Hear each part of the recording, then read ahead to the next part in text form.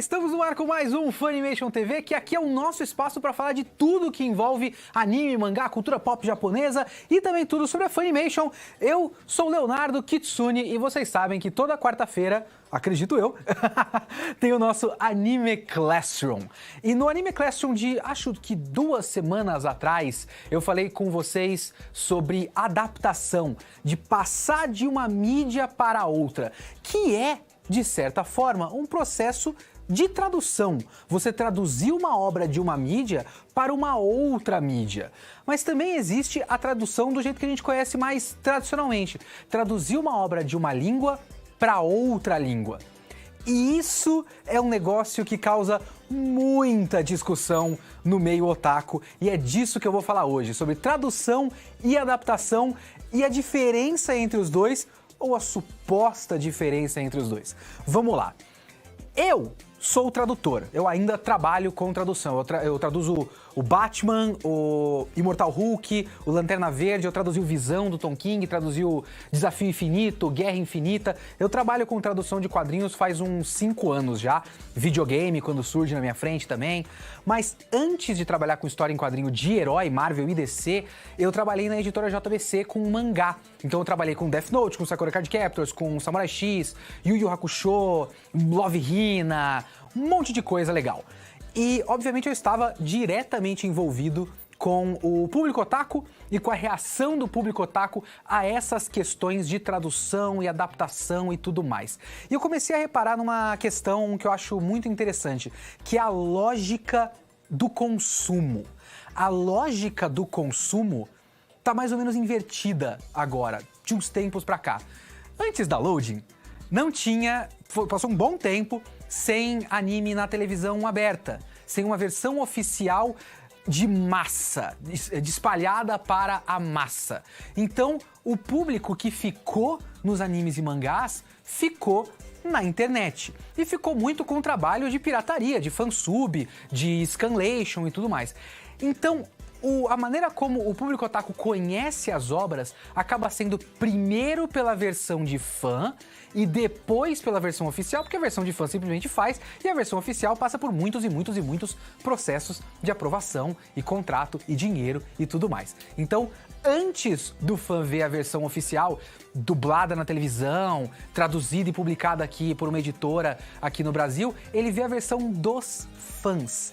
Então, antes da versão oficial, consensos entre os fãs acabam sendo criados. E assim, existe uma coisa do otaku que é... O otaku gosta muito de anime e mangá, o otaku valoriza muito anime e mangá, e o que é legal também, estamos juntos nessa, mas parte desse processo é supervalorizar certas coisas. Como, por exemplo, a língua japonesa. Como se ela fosse completamente intocável e tudo mais. O otaku acaba sendo muito conservador com tradução de mangá e anime. E aí acaba criando uma ideia de que o correto é uma tradução fiel ao original, ou seja, uma tradução ligeiramente mais literal. E quando acaba mudando demais, o otaku considera que adaptou demais. Qual a diferença entre tradução e adaptação? Não existe exatamente um consenso acadêmico nas faculdades e pesquisadores e tudo mais sobre a diferença entre tradução e adaptação. No geral, a diferença é meio que isso que eu acabei de falar agora. Considera-se que a tradução é um pouco mais literal e a adaptação é usada quando você tem contextos culturais em que não existe um equivalente do termo, da palavra e tudo mais da língua original na língua alvo. Então, se você não consegue simplesmente passar a palavra chair para a palavra cadeira, você precisa adaptar aquela expressão idiomática, por exemplo, que não vai ser encontrada na língua alvo da tradução. Só que eu vou dizer uma coisa para vocês com a minha experiência de tradutor.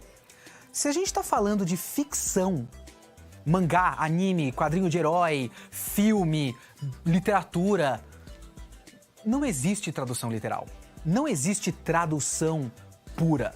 Tudo que eu fiz, tudo que eu trabalhei como revisor de quadrinhos, como editor de quadrinhos, tudo que eu vi e tudo que você está vendo aqui na Loading é adaptado de qualquer maneira. Não tem como você colocar uma tradução literal. Quando é uma tradução literal, você percebe. Então, existe diferença entre tradução e adaptação? Existe. Você já viu uma tradução apenas num anime dublado? Não. O processo de dublagem já é um processo de adaptação muito forte, porque você está substituindo uma faixa inteira de áudio, colocando uma outra faixa inteira de áudio numa outra língua completamente diferente. E você precisa que isso soe natural. Você precisa que soe como um ser humano falante de português falando, não um ser humano falante de japonês tentando falar português. Vocês entendem a diferença? E aí tem uma questão também da língua japonesa. Porque a língua japonesa não é intraduzível, mas ela é bem complicada. A gente tem alguns exemplos aqui na Loading. Tem um exemplo muito legal que é o Deku, do My Hero Academia. O Deku tem esse apelido que é Deku, que é o nome dele é Izuku, mas o kanji de Izuku pode ser lido como Deku. E Deku é uma palavra que pode ser usada para você falar, por exemplo, de um boneco imprestável que não consegue fazer nada. É assim que o Katsuki chega no apelido, Bakugou chega no apelido Deku para o Deku. É um apelido depreciativo. Você é um inútil, você não presta pra nada, você não consegue fazer nada, porque o Deku não tinha superpoderes. Só que Deku também lembra o verbo japonês dekiru, que é o verbo para conseguir algo, tentar e tudo mais, se esforçar. Ideias próximas disso. E aí a Uraraka olha e fala, não, mas eu gosto de Deku, eu acho legal, eu acho inspirador. E aí o Deku pega essa palavra que era depreciativa e adota para ele como nome de herói. Por outro lado, o Bakugou passa por um processo plenamente adaptável. O nome dele é Katsuki Bakugou. Se você coloca no japonês não é exatamente um diminutivo, mas um honorífico de tratamento mais próximo, mais fofinho, mais infantilizado, você tem o Chan. Então você pode chamar ele de Katsuki-chan, que é uma maneira de chamar ele mais próxima, né? Mas o apelido dele de infância é Ka-chan, que é tipo uma corruptela de Katsuki-chan. Então é assim que ele era chamado desde a infância, era assim que o Deku chama o Katsuki Bakugou, Ka-chan. Ou seja, é tipo um diminutivo do diminutivo bobinho. O Katsuki não gosta de Ka-chan. A tradução aqui na nossa legenda, na nossa dublagem, inclusive, ficou Casinho, que é um nome bem bobinho. Porque é perfeito. Sabe quem não gosta de Casinho? O Casinho. Então, conseguiu-se fazer uma adaptação, e uma adaptação que passa a mensagem imediatamente. E esse é o tipo de coisa que no processo de tradução, todo tradutor, e aí inclui também o processo de dublagem, faz o tempo todo. Só que o mais engraçado é que para o otaku, às vezes, tudo isso que eu tô falando é muita coisa. Porque o otaku já não gosta de um estágio muito básico de tradução. Existe o caso, a gente via isso na editora o tempo todo. Os fãs, às vezes, não gostam que se traduza o nome da história. Imagina você que essa regra fosse aplicada, por exemplo, no cinema, e você vai passar na bilheteria e fala, por favor, eu quero um ingresso para Marvel's The Avengers Age of Ultron.